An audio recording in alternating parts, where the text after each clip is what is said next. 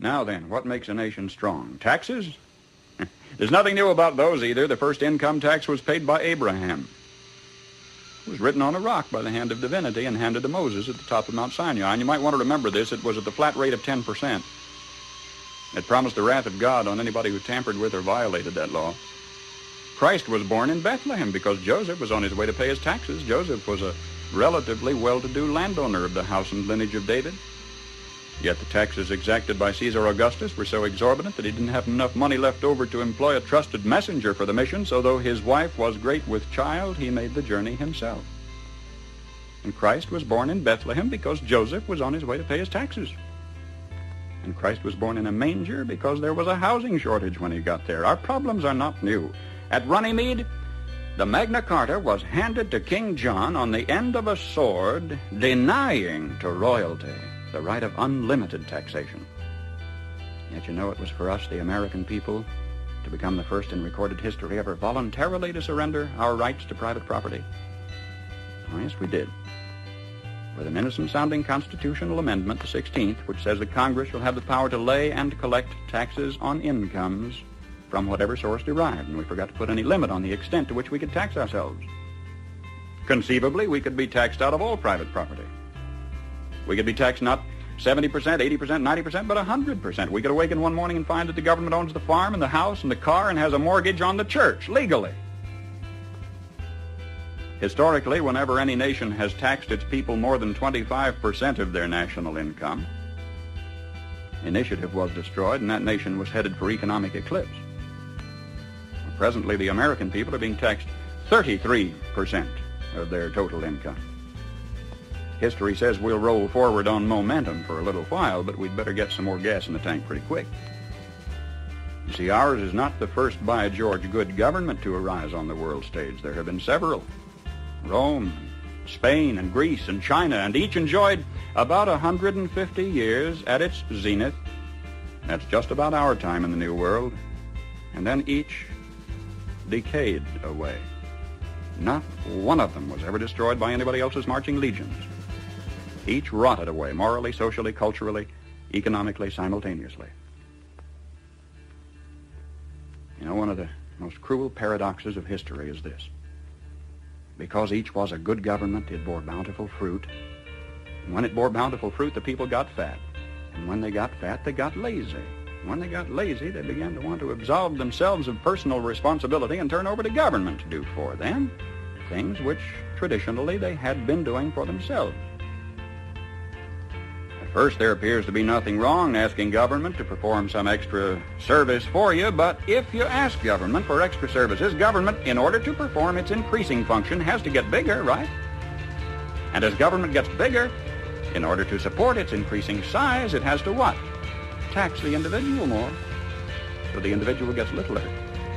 And to collect the increased taxes requires more tax collectors, so the government gets bigger, and in order to pay the additional tax collectors, it has to tax the individual more, so the government gets bigger and the individual gets littler. And the government gets bigger and the individual gets littler, until the government is all-powerful. The individual is hardly anything at all. The government is all-powerful. The people are cattle. Some believe that the need is for a vigorous, strong man to arise on the scene, to regulate and regiment the affairs of men. Yet history tells us there have been several such. Once upon a time, there was a nation great and powerful and good. She was suffering from the aftermath of war, from a depression. And then came upon the scene a leader, an idealist, self-confident, intolerant of criticism. Wisely, he limited his early activities to combating the financial depression. Nobody could argue with that. But in a while, he began to regulate business and establish new rules to govern commerce and finance. Some of them in diametrical disagreement with the God-made laws of supply and demand, but anybody who disagreed with those new rules was promptly fired. The new leader saw that under the old system of free enterprise, landlords prospered, so he levied new taxes to take away their profits and destroy what he called the monopoly of capital. To please laborers, he controlled prices. To win the favor of the farmers, he gave them loans and subsidies. The national debt mounted alarmingly. Whenever anybody tried to tell him that governments, even as people, can go broke when they spend beyond their incomes, he said they just didn't understand deficit finance. What do you say? Did he build on rock or on sand? I say on sand. For you see, this was the story of Emperor Su Tongpo, who led China to its doom more than 1,000 years ago. I am satisfied with all my heart that if Uncle Sam ever does get whipped, here too, it will have been an inside job. It was internal decay. It was not external attack that destroyed the Roman Empire. Starting about 146 BC, internal conditions in Rome were characterized by a welter of class wars and conflicts, street brawls, corrupt governors, lack of personal integrity and moral responsibility. About 290 years after Christ, a Roman emperor named Diocletian took over.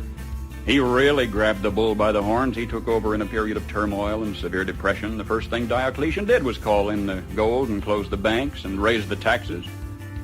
He reduced the power of the Senate, delegated its power to a lot of little government bureaus. Do you know they even had a Transportation Act back there prescribing the fee required to rent one laden ass per mile? And at today's rate of exchange, it would have amounted to about 1/8 cent per mile, which meant that in order to make a profit, a jackass would have to carry 5 passengers. That was simply beyond the capacity of the jackass. Diocletian put millions of people on the public payroll, but when this failed to do the job, the country was still in trouble. He asked more personal powers for himself. For a brief while, incidentally, they were standby powers, but then he used them all at once. He froze wages, he froze prices, he froze jobs, he stopped profit. He dictated to the farmer what he should plant, when and how he should sell it, and for how much, and he rationed food. And what happened? The labor market closed down. Incentive was gone. Farm life became dependent on bureaucratic red tape. Exorbitant taxes cost the farmer his land. He kept for himself only a small plot on which he might grow turnips for his family. He lost the rest of it to the state. And without food and with incentive gone, city life stagnated and declined. And Rome passed into what history has recorded as the Dark Ages, lasting 1,000 years.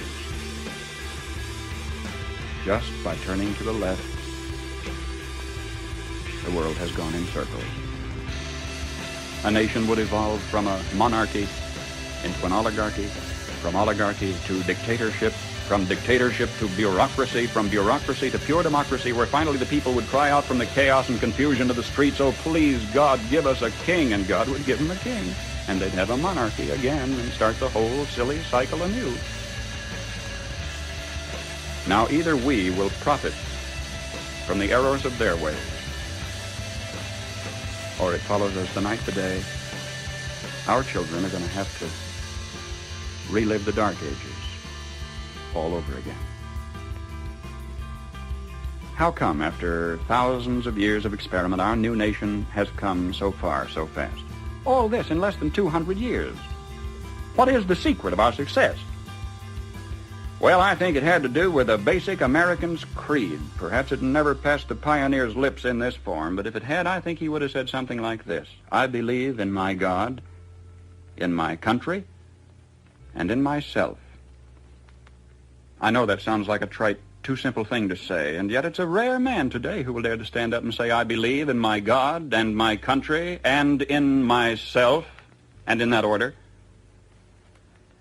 When the early American pioneer first turned his eyes toward the West, there were only Indian trails, or traces as they were called, for him to follow through the wilderness. Do you know today you can roller skate from Miami to Seattle? From San Diego to Plymouth Rock? In this little bitty instant, as historical time is measured, our 7% of the Earth's population has come to possess more than half of all the world's good things. How come?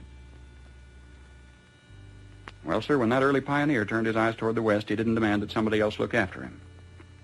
He didn't demand a free education. He didn't demand a guaranteed rocking chair at eventide. He didn't demand that somebody else take care of him if he got ill or got old. There was an old-fashioned philosophy in those days that a man was supposed to provide for his own and for his own future. He didn't demand a maximum amount of money for a minimum amount of work, nor did he expect pay for no work at all. Come to think of it, he didn't demand anything.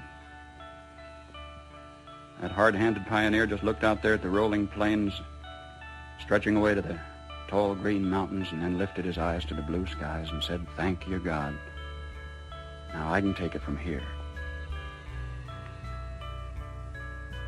Well, that spirit isn't dead in our country. It's dormant. It's been discredited in some circles, driven underground, but it isn't dead. It's just that a few seasons ago, politicians baiting their hooks with free barbecue and trading a Ponzi promise for votes began telling us we don't want opportunity anymore, we want security. We don't want opportunity, they said, we want security. They said it so often we came to believe them. We wanted security. And they gave us chains, and we were secure. Suddenly, with our constitutional guarantees depleted, with our national character eroding away, with our tax laws penalizing those who dare to prosper, with workers concentrating on how little they can get by with instead of how much they can produce, suddenly we looked overhead one day to discover that the first tin moon in space was a Russian accomplishment. That free men dragging their feet had been outdistanced by slave workers dragging their chains. And we were sore afraid. Perhaps this was a disguised blessing, too. Maybe a dramatic accomplishment by this Cold War adversary was necessary to get us off our dead centers and back to work again. If we can revive in ourselves, then in our youth, something of that basic American's creed, the horizon has never, ever been so limitless. For man stands now on the threshold of his highest adventure of all, his first faltering footsteps into space. 20 years from today, half of the products you will be using in your everyday living aren't even in the dictionary yet. We've got it made. If we just keep on keeping on, we've got it made. And if we don't, we will follow those other great nation-states of history into the graveyard of ignominious oblivion. History promises only this for certain. We will get exactly what we deserve.